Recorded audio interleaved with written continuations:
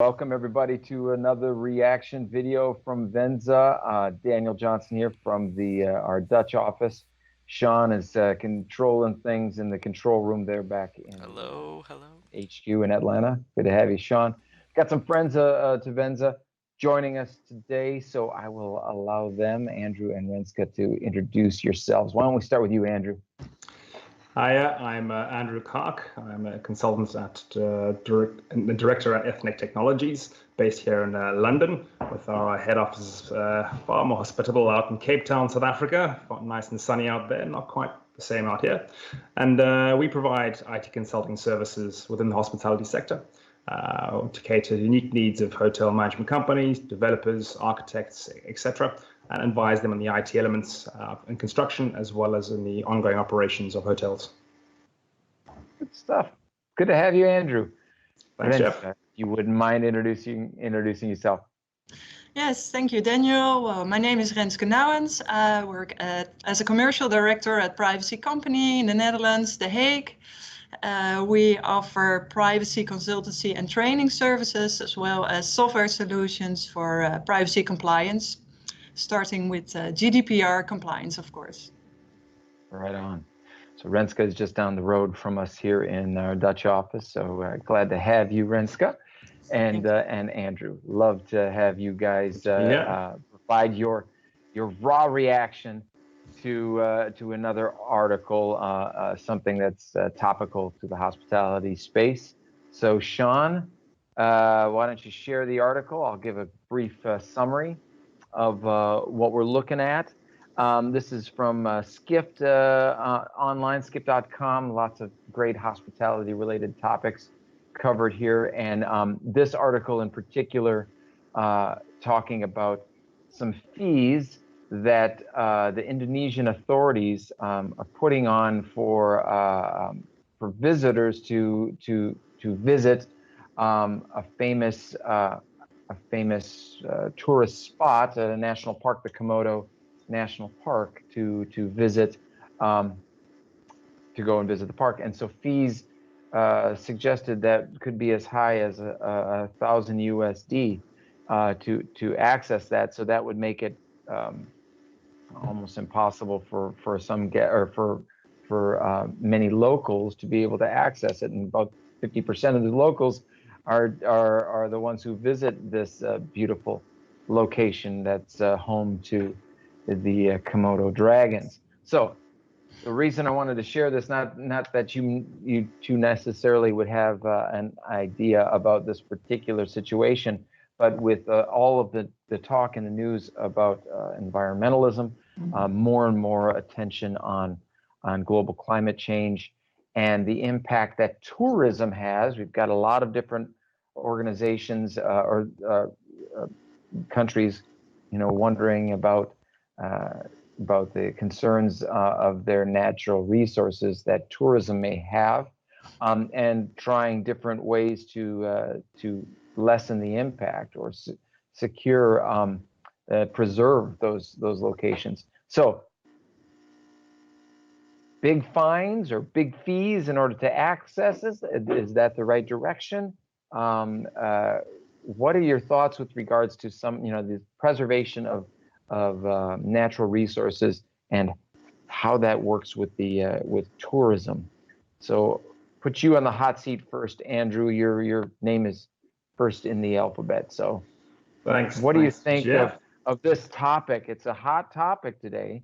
It certainly is a hot topic, and I mean, sustainability and the environment is obviously a massive topic. And I mean, on this particular article, I mean, that first figure of $1,000 to enter the park sounds extortionately expensive.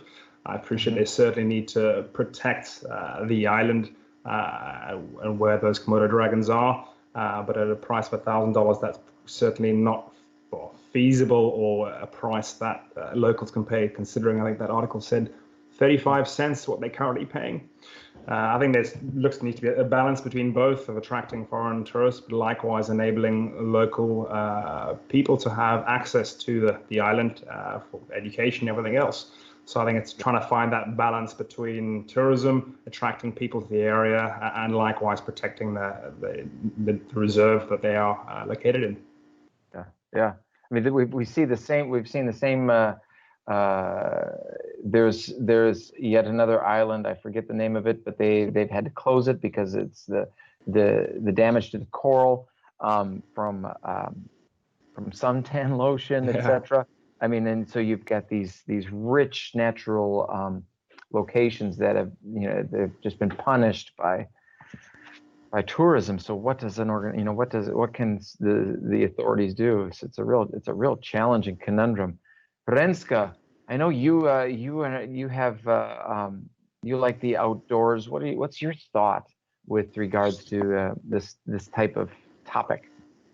Yeah, well, I'm a fan of traveling myself. I went to the Philippines, which is something more or less comparable in terms of such a beautiful nature, but also impacted with the increasing number of travelers going out there.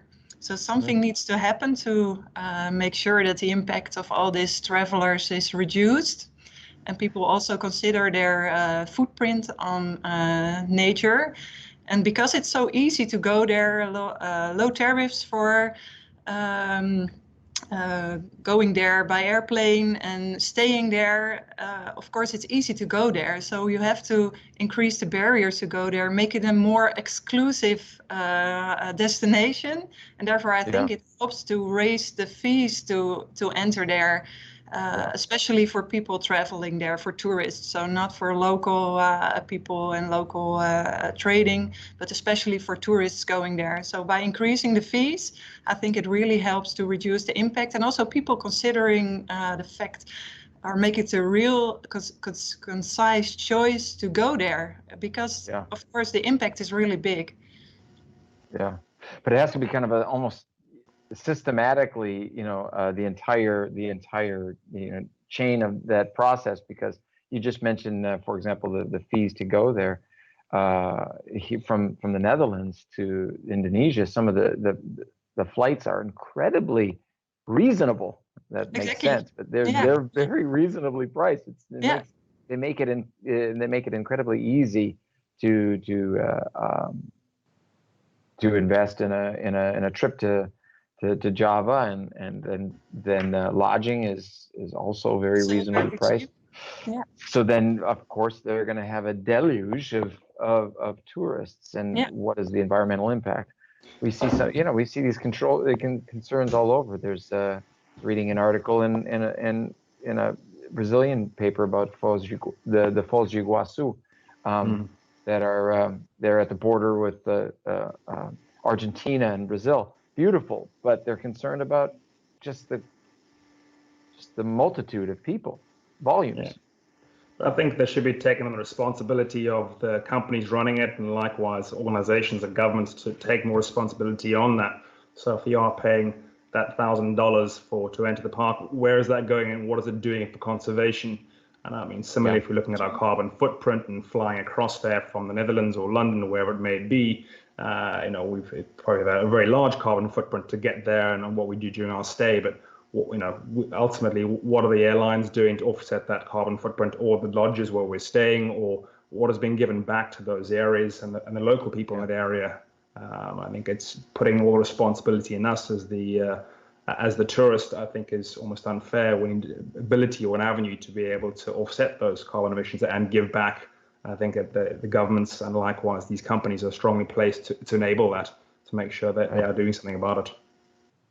Just yesterday here in The Hague, I don't know if you guys were caught up in some of the challenges around transit, Renske, but we had the large protest by the farmers, and much of the challenge is that they see that the aviation industry is not being regulated as closely with regards to their impact on the environment, but for some reason the agricultural industry is. And so so whether justice and policies are being evenly distributed based on the environmental impact, it's a reasonable argument that's being made. Yeah, so it certainly brought the country, or at least this part of the country, to its knees in terms of transport. It was something to see. Yeah. Well, I think it's Very also nice to see that the island you mentioned earlier, Daniel, that was closed down to reduce the impact from tourists. Yeah. That after a year after closing it down, actually nature was Rejuvenating. restoring itself. Yep. Itself, Yep. and the sharks. I think was a specific species of sharks that was vanished over there. They came back, and actually nature is restoring itself. So it really also helps to reduce the barriers to go there. Yeah. Or increase the barriers to go there. Well, there's a little bad news though. This just in, and I have an advantage, in that I get updates. But apparently, the worst thing to the Komodo dragons is not the people; it's actually Kong. But there is an exciting movement. There is an exciting movement to rebrand, the place as Kong Island. So there is the good news there. Maybe that $1,000 is not so expensive after all. Right. That's Kong, yeah. it's just to keep Kong in. Yeah. That's right. And people will pay this. Even though it might be risky, they'll pay that price. Just even more, perhaps. Adventure tourism. Exactly. Get a selfie with the king. Exactly. Well, thanks, guys. That was a good. As he's scaling the building. That was a good conversation. Appreciate you joining us, and appreciate everyone for watching another Venza reaction video. Sean, anything else? Nope, that's it. Thanks a lot. See you guys. Okay, thank you. Thanks, Renske. Thanks, Thanks, Sean. Bye. Bye.